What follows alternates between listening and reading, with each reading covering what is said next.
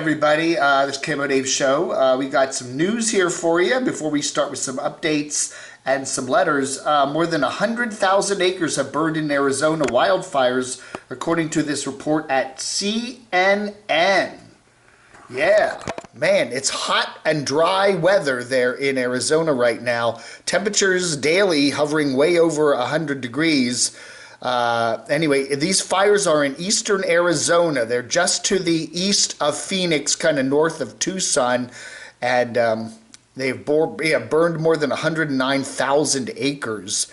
One of the fires, called the Telegraph Fire, 56,000 acres near the southern edge of the Tonto National Forest, and as of yesterday was 0% contained. Yeah, wow. It's a fast-moving and dynamic fire. One of the firefighters says they've ordered an evacuations for residents in the top of the world area of Pinal, P-I-N-A-L County. So wow, yeah. And then there's another fire, Mescal Fire, in the Mescal Mountains that has burned 52,000 acres and was about 8% contained as of yesterday. Firefighters are making progress, reinforcing the fire line, but continued hot and dry weather are not helping things. And throw in the wind and things get really dicey. The fire causes have not been announced, but the investigation does continue. So the Telegraph Fire, Mescal Fire, they are near the San Carlos Reservation. They're to the direct east of Phoenix and direct north of Tucson. Yeah, part of the fire is on the San Carlos Apache Reservation, and there have been evacuation orders in that area. So be careful if you're out in Arizona, particularly to the east of Phoenix. I guess that is, what is that, I-10? Be careful. All right, folks, now on to other stuff. The city is cracking down on nomads, Vancouver. No overnight camping. All right, that's Van City Van Life. Okay.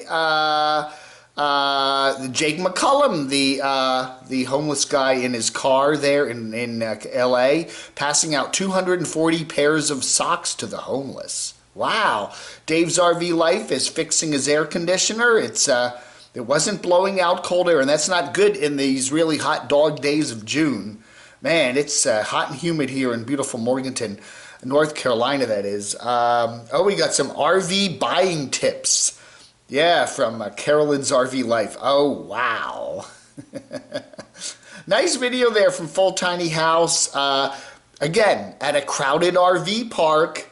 There was a nice one. And, some of the parks are nicer than others, but they're pretty crowded. Samantha R. Olmstead, the current flight attendant who was, I guess, formerly a van dweller who still has her van and may still go out on it. She is, after her Botox injection, she is now having a layover at one place where we've never seen any nomads before, Disney World. So that's just got to be great. Just great. Adam the Woo, the Daily Woo, he's talking about, he does videos the way he wants to do videos, and if you don't like it, you don't have to watch. That's basically it. Of course, Adam does a lot of Disney stuff, and he does I guess he does get the complaints that he's doing too many Disney things, or people want to see this, or people want to see that, and he goes, you know what? I'm going to do whatever I want, and if you want to watch, fine. If you don't, that's okay too. Hey, let's do some letters, shall we? For the 8th of June 2021, Polvo Valetti. I'm laughing at the thought of Pandaland being patrolled by drones, barbed wire, security cameras, and a sniper tower made from Randy's rusted out RV. Hey, no, that's gone. That's gone. That was Rusty gave that away. That is gone. But we do have Pandemonium Panda. That's Aja's old rusted out RV. I don't know if it's rusted out, but it's an old RV. It's there on the property. It's I guess their Airbnb. I don't know. Yeah.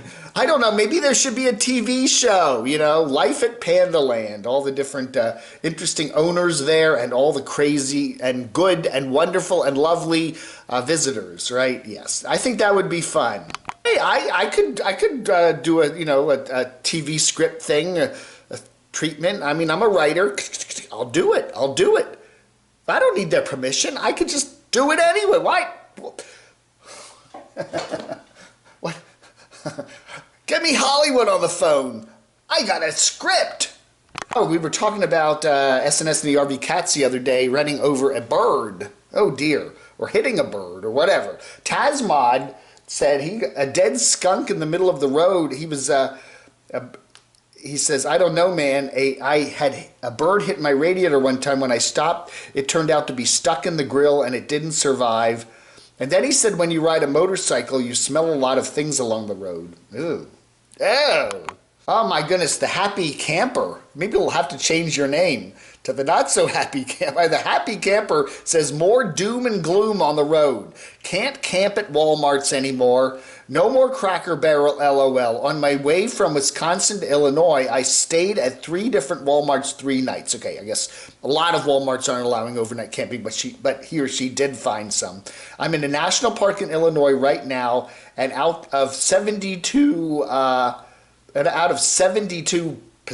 I guess, campsites, there are 14 campers. The thing about campgrounds is don't stay at private campgrounds. When I'm not boondocking, I stay at state or national parks, $6 versus $40 a night. Okay, that's good Creativity RV, Robin there. That might be good news for her. Stay at at private camp. Don't stay at private campgrounds. Stay at state or national parks if they allow you to park overnight. And that's not a bad idea. I was talking about buying an Unstoppable Morgan a brand new Bronco. They have those new Broncos out, and I saw one in the parking lot today. STE Bishop says I need to get a big generator rack on the back if I'm going to buy one from Morgan. Yeah, that's not a bad idea. I don't know. It looks like a nice vehicle. It really does.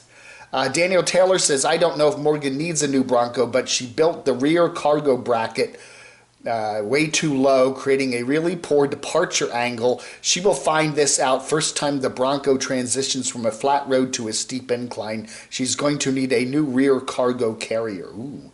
Morgan, we have joked about Morgan buying a new vehicle or a new Bronco or whatever, and she has always said that she likes her old vehicle, and you know what? It's a lot of content because, if she had a new vehicle, it didn't need a whole lot of fussing and repairs and stuff. That's about 82% of her content, the fixing the thing up and the thing falling apart and the constant repairs. RV Funky says it's always interesting to me how one person on YouTube posts an opinion and then everyone takes it as gospel. Yes, people are traveling again, and I suspect campgrounds will be somewhat full in the upcoming months. People seem to forget that these places are staffed by RV work campers trying to find a place to land and make a little money at the same time. Some of these nomads have taken advantage of these free sites and left them trashed. Many have closed. Casino camping that used to be a thing, a lot of quotes here, got tired of people trashing their lots and not spending money inside. Face it, folks, casinos make their money from gamblers, not nomads who want a free place to land and set up camp in their parking lots. Now, even casinos have built RV parks to deal with the issue, as many things in life, COVID and the pandemic, have changed many things. RV travel is one of them. The other thing is, too, if you're going to take advantage of a free boondocking spot, say at a Walmart or Cracker Barrel or some other place, a Love's Truck Stop, wherever, patronize the place. And maybe let them know, hey, I just spent $75 here for various things, and nice, thanks for letting me park overnight. Let them know that you are, spending your money there. If you're just gonna, land in a parking lot and then try to get out without spending anything, they're gonna know that, and goodbye free parking. Another one from RV Funky. He got a lot of good comments today. Who would ever want to visit an encampment that has a major rodent issue? Nomad Ranch dressing. Nomad Ranch had a video saying that there were a lot of pack rats around Auja Acres, their Pendleland, whatever.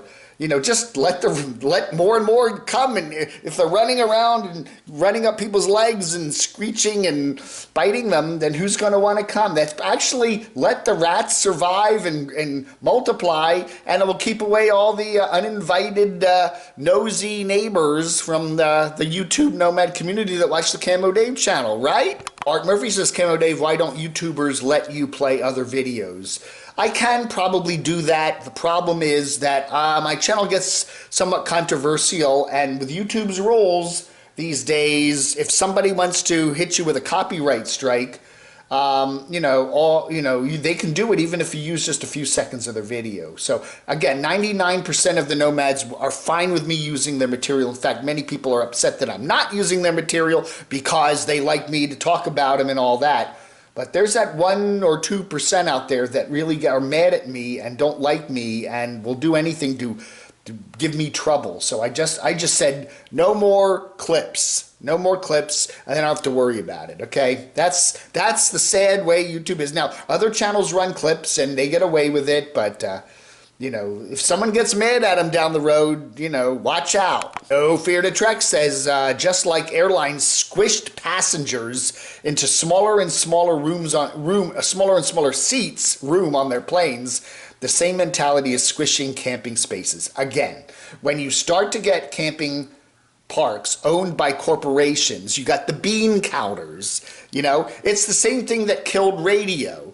Radio used to be local, and you had cool radio stations. Every city had some cool stations, and they were different. A rock station in Chicago sounded different than a rock station in Detroit. It was all locally programmed, and then the giant companies, big corporations came in and bought up all the stations, and then they put their bean counters in there to run everything, and all the stations sound alike now. A rock station in D.C. sounds exactly the same as a rock station in Miami. That is, everything's the same. They pipe in the same talent. They have, they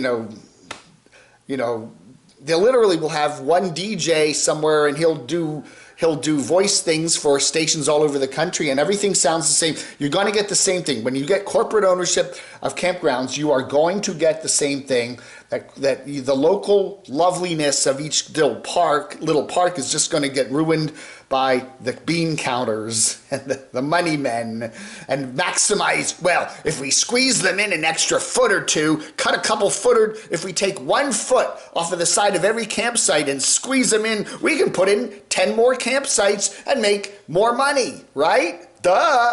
Finally, GB Move says, so you're saying if you don't want people talking about something, don't put it on YouTube. Ding! We get that over and over again. I want to be able to put all my whole life on YouTube, my house, my property, my dogs, my cats, my medical problems, my food, my whatever, my finances, the whole thing, my relationships. But please, don't talk about me. I don't know, man. I don't know. Mark from Arizona. Oh, Mark from Arizona.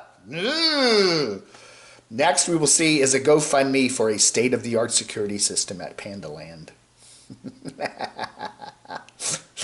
Okay. All right. Anyway, thank you so much for watching Letters and More right here on the 8th of June. I want to thank Linda in Inverness, Florida. Your stickers and your Camo Army card are on their way. If you'd like some stickers or a Camo Army card, send a self-addressed stamped envelope to the address down below in the description of this channel, or just email me at camodave@gmx.com and we'll get you stickers and or a Camo Army card. Thank you so much for watching. You have a wonderful rest of your Tuesday. Blog under.